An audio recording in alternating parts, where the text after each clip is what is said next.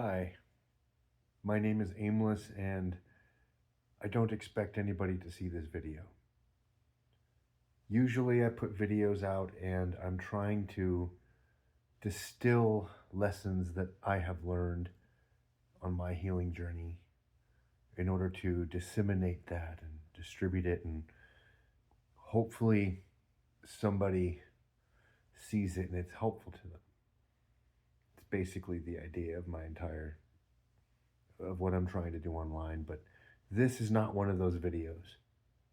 And for most of you, this is not for you. This is not for you at all. I'm doing this for myself. So skip the video. Move on. Because for nearly all of you, this is not for you. This is for me. I have struggled with being no contact from my entire family for almost 2 years. And I take it back. If anybody does find this video, it's somebody who's been going through their own version of no contact with a den of vipers, a den of narcissists. And maybe this video will help you. So if you're here for that, I welcome you. My name is Aimless. It's nice to meet you. But for most of you, you're going to be bored. You're probably a narcissist yourself. You're probably cracking judgments about me, and I don't care what you think. Move on. This video is not for you. This video is for me, and I'm putting it out there because I have to prove something to myself. Not to anybody else, but to myself. That I've done the work. I've done the work so that I can say these things. That I've been the black sheep for far too long. That I have seen the fact that there are two very different dynamics within my family.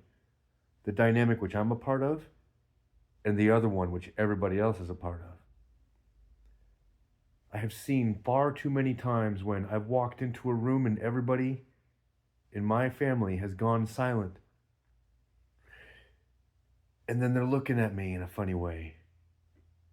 And you can see the judgment in their eyes as they probably think that I have no idea what's going on. That I don't see the fact that they're chuckling and mocking me behind my back.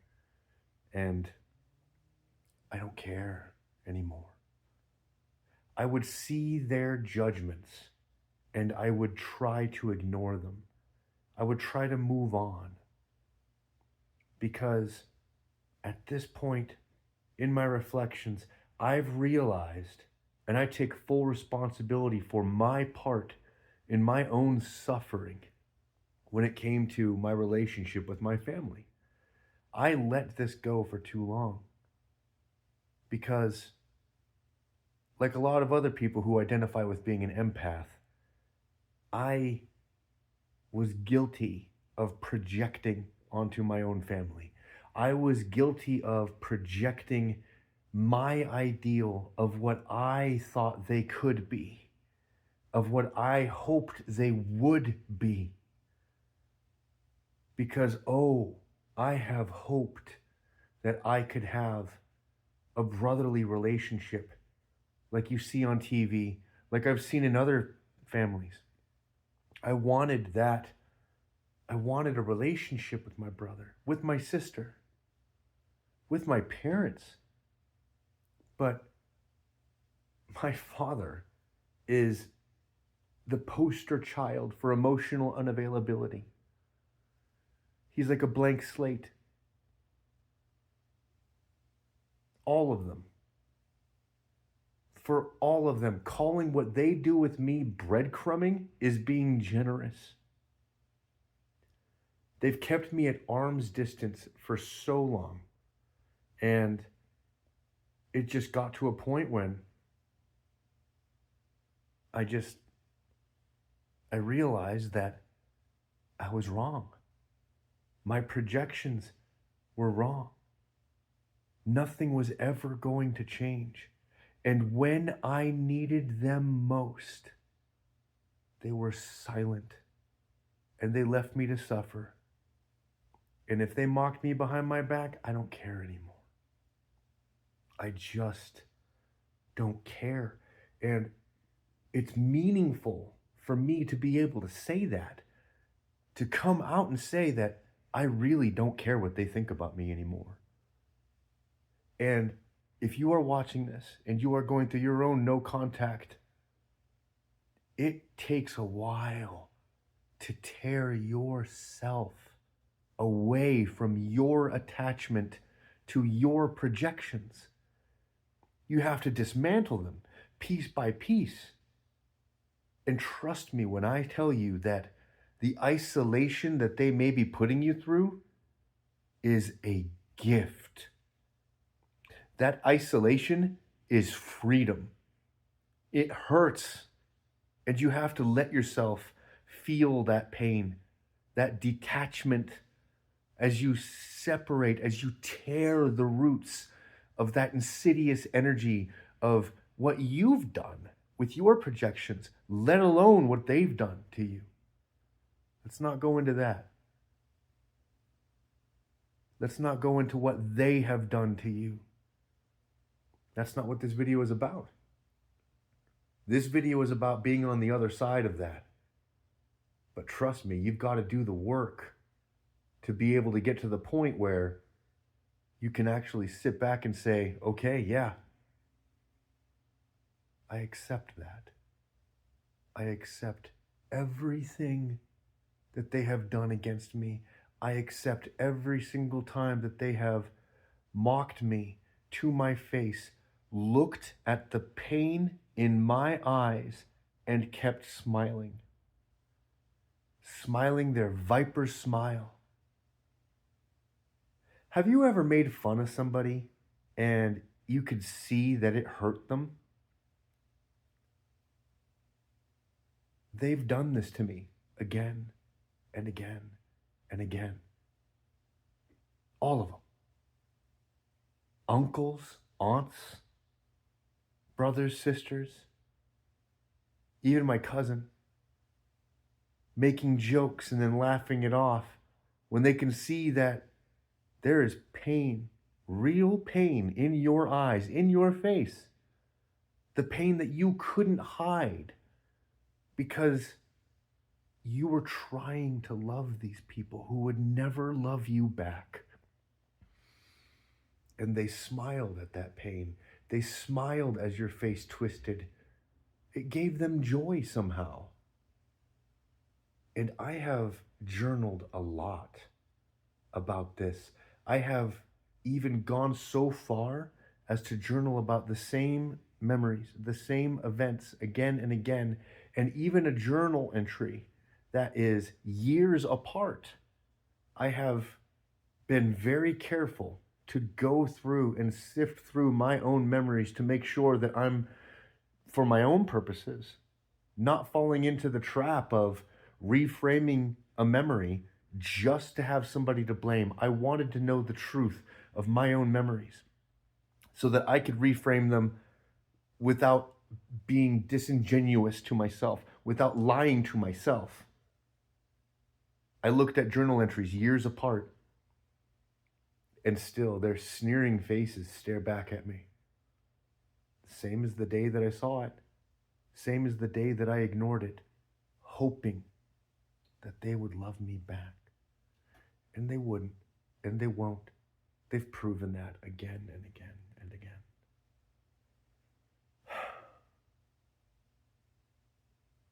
So, if you stuck around this long, thank you. But for some of you, I'm about to talk about my childhood, and you don't want to hear about that. You don't want to hear about this. You don't have the space, you don't have the patience to listen to somebody talk about their childhood. And that's okay. You can keep watching and you can get mad all you want to. I don't care. Because again, this video is for me. It's not for you. So if you're going to drop comments or talk shit, I'm just going to ignore you because I don't care what you think. Lucky for me, your opinion has no foundation here. None. My childhood with my family was torture. It was torment, psychological torment. And the funny thing is I'm Gen X, so it's like I can't even speak about this to other people. Like now, there's nobody to talk back, because if I was ever during the times when I would sit there and try to describe what I've gone through as a kid, I would always get talked over, and people just saying like nobody wants to hear that. Nobody, there would always, I would always like my memories would always be dismissed outright. So when I tell you that my brother and sister used to torment me to the point where I was in tears, red-faced, screaming for them to stop, and this was not one occasion, this was not two occasions, this was more occasions than I can count. Red-faced, tears, a face full of tears, screaming at them to stop. And they wouldn't. They just kept going.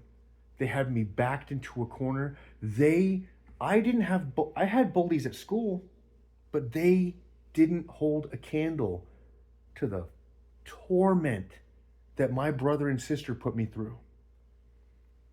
And you may be asking yourself, where were my parents? Sometimes they were there, sometimes they weren't. And when they were there, and I would beg them to make Lorna and I did not mean to drop names. That's okay. I'm not going to edit this. When I would beg my parents to make them stop, I would just get the exasperated, you guys need to sort this out. And my brother would beat on me.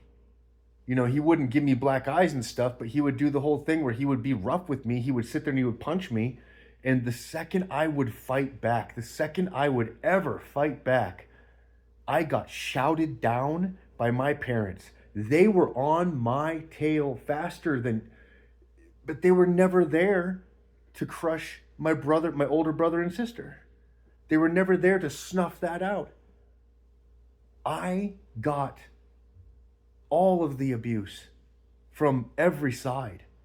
I got abused into just accepting their terrible treatment of me. I was a very depressed kid. I was already thinking about suicide when I was in 5th grade.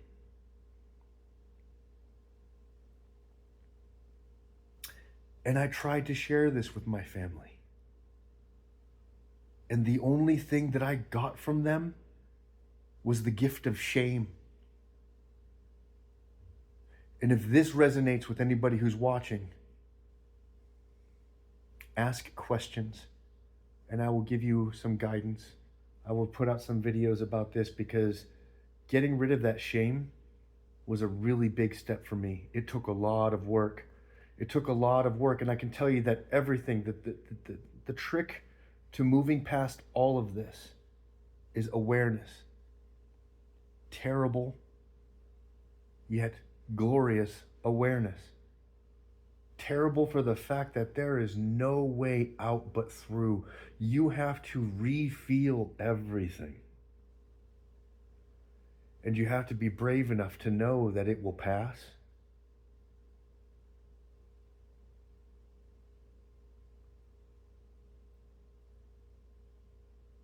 My brother, my mother, my father, and even my sister gave me the gift of shame for thinking about taking my own life.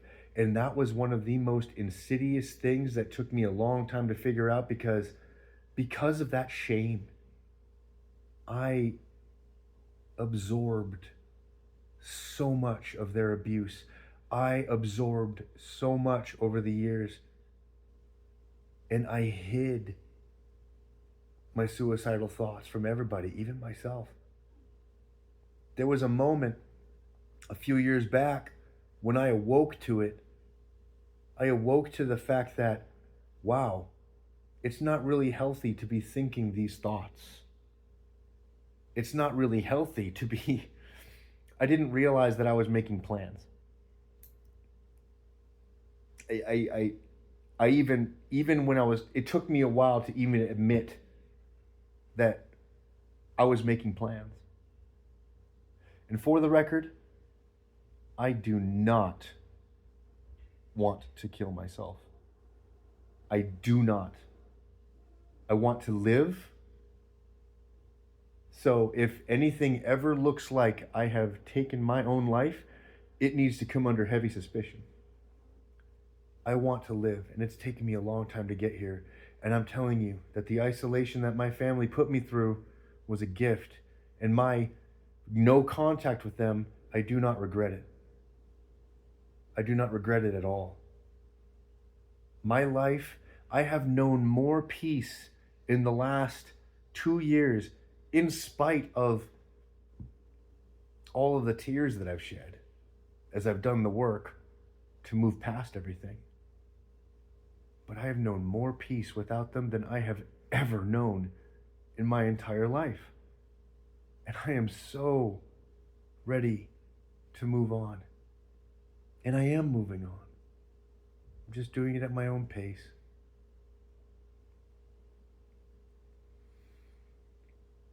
One other really strange detail about no contact is that I was raised to be an atheist. It was really beat down, like there is no God. The energy of this realm is money.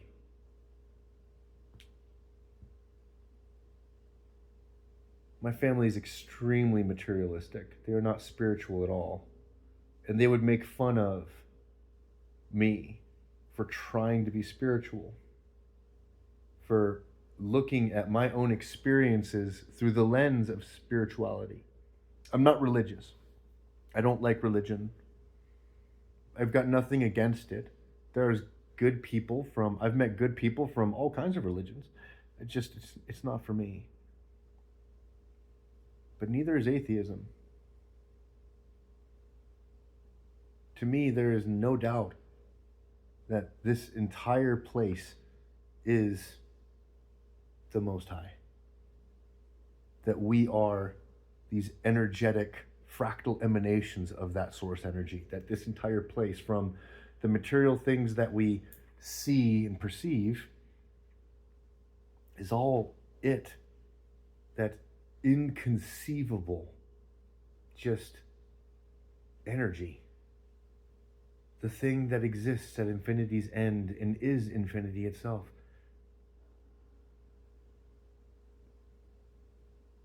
There's no doubt in my mind. Because whatever the Most High is, has brought me through this entire journey, carries me still. And I look back and I've reflected a long time on that atheism. That why would they go so hard to treat me so poorly and then try to crush every amount of spiritual... They saw how it helped me. And they mocked me for it. To my face. They mocked me. So yeah, there's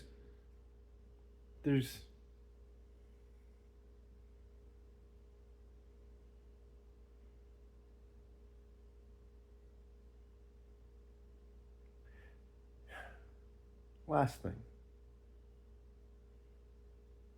The weird part about going no contact is this weird paradox where it's hard. You're fighting it, yet it is so easy because in many respects nothing has changed. You know, you're still basically on your own. It's just that now you don't have these devils that are sitting there just trying to mess with you.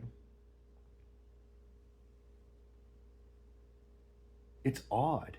It's a really weird feeling. It's paradoxical because you realize that you're not fighting them, you're fighting yourself. And it's you having to unhitch from those wagons.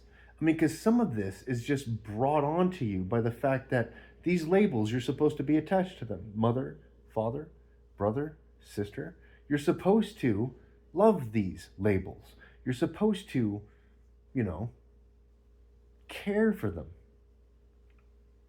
But when objectively speaking, they have obviously never cared for you. It's like they did just enough not to get fired.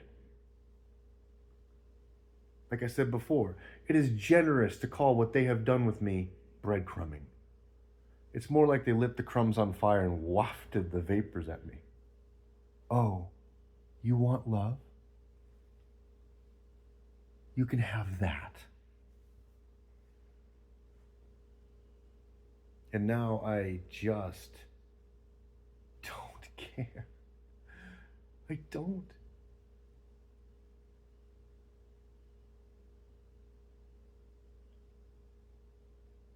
It's freeing. So, if you have stuck around this long and you are going through your own no contact story, I hope that this helps to some degree. I mean, nothing's going to help the pain. I'm convinced that you have to feel whatever pain is there. It's just how you alchemize it, how you transmute it, which is important. It's your own journey. And it's only by sharing these little snippets of ourselves with each other that we get to a point where you can pick up a few pieces from me, maybe you pick up a few pieces from somebody else. But I can tell you this: become one with silence. Become comfortable within and without the silence.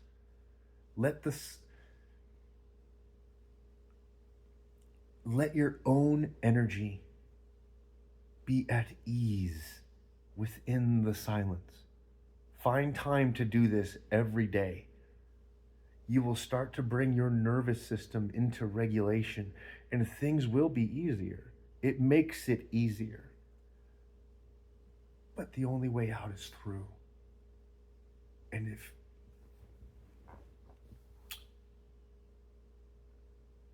I offer a prayer to you, if you're here and you're going through that, I pray that you alchemize every last bit of pain to your benefit. I pray that you take all of the slights and all of the burdens of your past and you slough them off of your energy and stamp them into the ground to forge a path forward, a new foundation which you will craft of your own will. They may be stained with tears, but as you step forward, those tears will be behind you, just like my tears are behind me. I pray this for you. May the Most High be with you. My name is Aimless, and I love thee.